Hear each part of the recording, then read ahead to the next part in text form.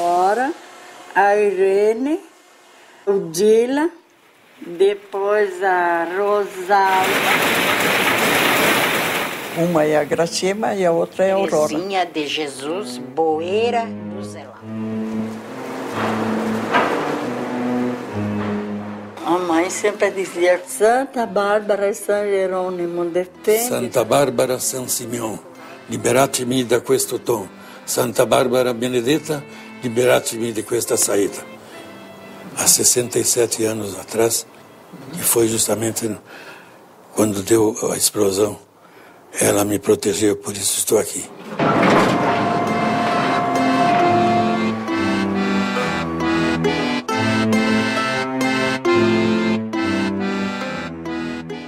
Nós estamos aqui em Caxias do Sul, no Rio Grande do Sul, naturalmente. Eu me chamo Remy Gazola, com 2 Z's.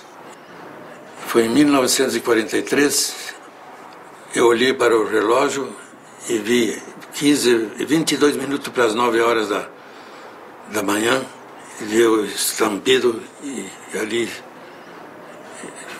vi as funcionárias todas sangrando e gritando socorro, socorro. E eu assisti um mar de sangue. Eu tinha 16 anos.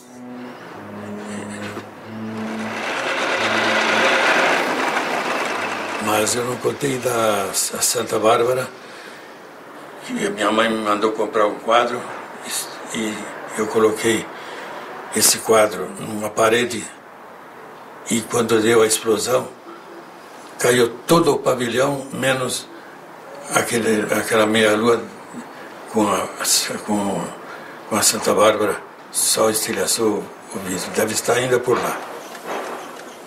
Essa parede aqui está faltando uma coisa importante. Está faltando uma coisa importante, que aqui era o que estava colocado a Santa Bárbara. Só quebrou o vidro, estilhaçou o vidro, mas ela ficou de pé. O resto caiu tudo. Eu completei 84 anos de idade. Ivo Antônio Gazola. Na última guerra, Segunda Guerra Mundial, 1939 e 1945, nos países da América Latina e do Caribe, o único país que se inseriu na guerra foi o Brasil.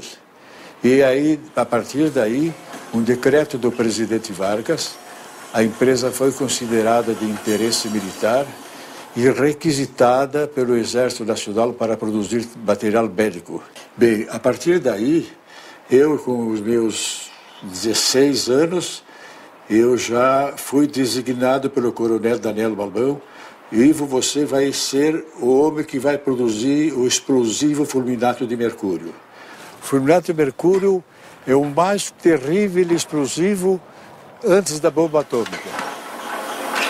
Bem, ali, então, no dia 22 de julho de 1943, um dia bonito, mas aconteceu um desastre lá, explodiu o pavilhão central, 6 jovens mulheres morreram, e aqui o jornal da época, e mais de 15 ou 20 feridos.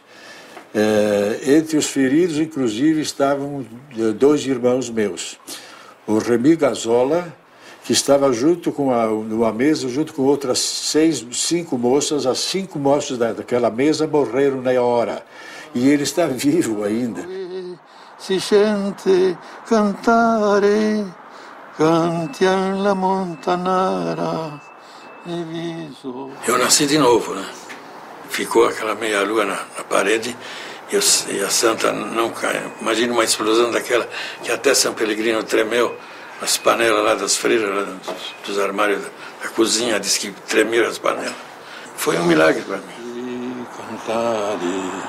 Cantiam la montanara e viso la sol. Eu estava passando roupa, quando vi o estouro, larguei tudo e corri lá em cima. Eu e meu pai foram os primeiros que chegamos na firma, no Gazola, a pé. Doutorina Mônica Fórmulo. Depois de casada, Rólio, mas a minha família é Fórmulo. Tinha 2 irmãs que trabalhavam lá e uma faleceu. E o nome dela era Graciema. Ela tinha começado a trabalhar, era há pouco tempo. E meu pai já tinha avisado elas que elas não iam mais trabalhar. E ao meio-dia ia terminar o dia, que de tarde iam ficar em casa. E aconteceu antes. E conheci minha irmã, essa que faleceu, por causa do vestido, porque ela estava toda ensanguentada, que a gente pelo rosto não se conhecia. Só conheci ela pelo vestido que ela tinha. Um vestido marrom com umas pontinhas brancas. Um vestido de lãzinha. Ela estava ainda no chão, nós a juntamos, eu e meu pai juntamos ela, era inverno. Que era todo o nosso terreno, até lá em cima no Gazola. Mas no início nem podia olhar para cima, da dor que a gente sentia. Sonhei que ela me apareceu, foi um sonho, que ela me apareceu, eu estava lavando a louça e ela me chegou perto e eu disse que ela estava toda molhada. Eu disse, mas o que aconteceu, Graciema? Ela disse, é de tanto tu chorar, tu vê em que estado eu estou. E aí, depois disso, não chorei mais. Parei de chorar, só de lembrar, não, porque aquilo a gente se lembra, mas não chorei mais por isso. Depois que passou a Guerra Mundial, eu até trabalhei no Gazola. Pintei bala de canhão, sabe? Você posso sentir o cheiro daquele verniz, aquela coisa muito bonita. É um azul calypso um pouquinho mais forte que isso aqui. Quando a minha mãe descobriu, eu tive que sair, né? Porque além dela chorar muito, ela me ameaçou de me dar uma surra de laço, então eu tive que sair. Porque eu recente tinha perdido minha irmã lá, né? Minha irmã ficou uma semana viva, a Tereza Moraes. Depois que ela morreu não morreu na hora, ela falou, ela disse tudo que ela queria dizer, ela ficou viva uma semana. E outras morreram na hora, já ficaram queimadas, né? Eu vi 2 queimadas. Deixa pra lá, se eu não quero falar. Ali na Sagrada Família, se vocês entrarem, vocês vão ver, tem o nome de todas as moças ali, nas ruas. Bairro Sagrada Família. Eu passo, eu olho, eu vejo o nome das moças ali, né? Sabe que eu não sei a rua da minha irmã, que eu nunca tive curiosidade de ver. Todas que morreram estão com o nome ali. As que morreu no acidente, né? Porque teve gente que morreu depois, né? Teve gente que ficou com sequela, né? Até hoje não se sabe o que foi aquilo, né? O Exército, inclusive, abriu a sindicância, abriu um inquérito de coisa para saber como poderia ter acontecido. E até hoje não houve nenhuma resposta. Aqui vocês podem verificar o seguinte, como nós produzimos os projetistas de tanque antiaéreo, aqui era um tanque de guerra italiano, fazemos as provas de tiro para saber se as balas tinham capacidade suficiente para atravessar a couraça do tanque e ainda matar o soldado lá dentro, né? Tem toda essa função.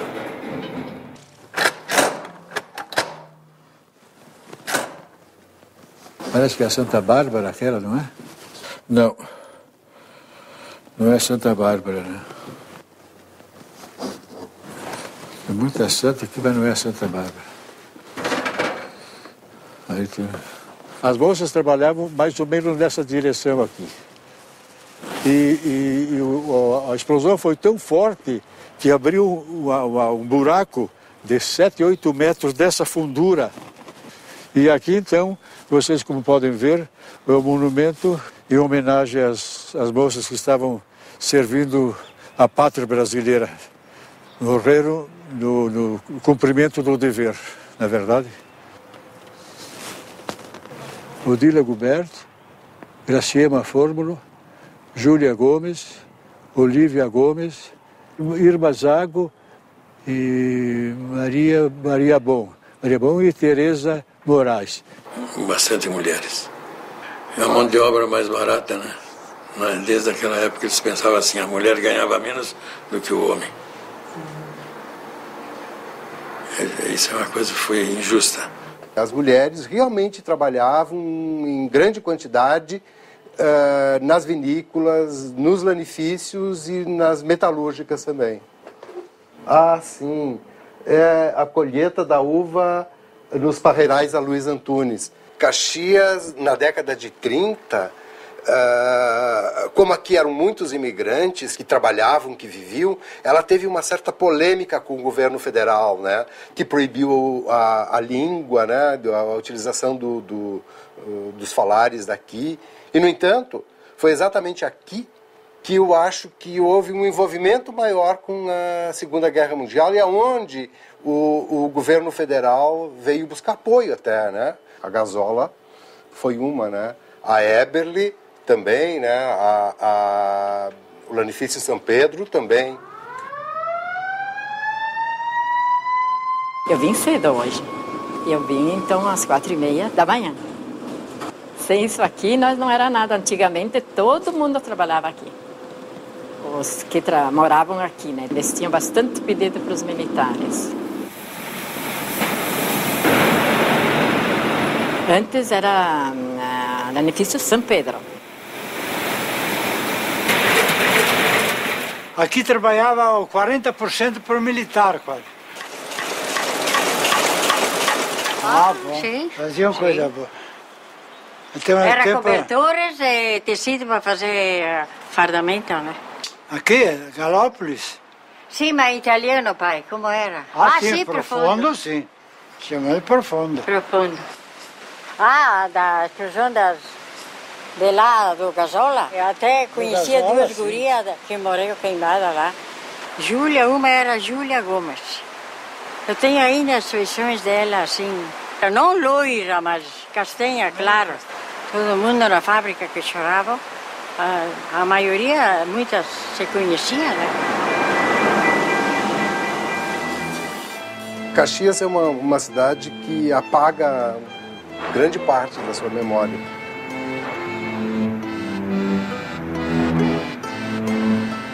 E um episódio envolvendo a morte de mulheres, numa situação como foi aquela, realmente aos poucos foi se apagando. Morreram em 5. E depois, daí a tempo, morreu uma outra. Morreram 6. E uma foi cortada a perna. Ficou sem perna. Uma perna. Que era... E aqui é o Dila sem a perna, olha, tu quer ver? Aqui é o Dila, sem a perna ali. Esta aqui. Coitada da Odila, assim, ela trabalhou na colônia até os 18 anos e depois foi trabalhar na firma para poder ganhar um dinheirinho extra, né? E aí foi a infelicidade dela. Cosita que se fala essa pecada, tu bota lá e pinhão e depois se cozinha. O meu nome é Jurema Gubert Weber. E a senhora? Edith Gubert, irmã da Odila. E quando foi ali pelas 9 horas, a firma explodiu. E também veio para baixo o teto, por cima dos operários, né? Só não caiu a parede onde tinha Santa Bárbara. O resto... E a Odila foi a última que foi tirada embaixo dos escombros. E ela arrumou um lugarzinho que ela conseguiu botar uma mão para fora.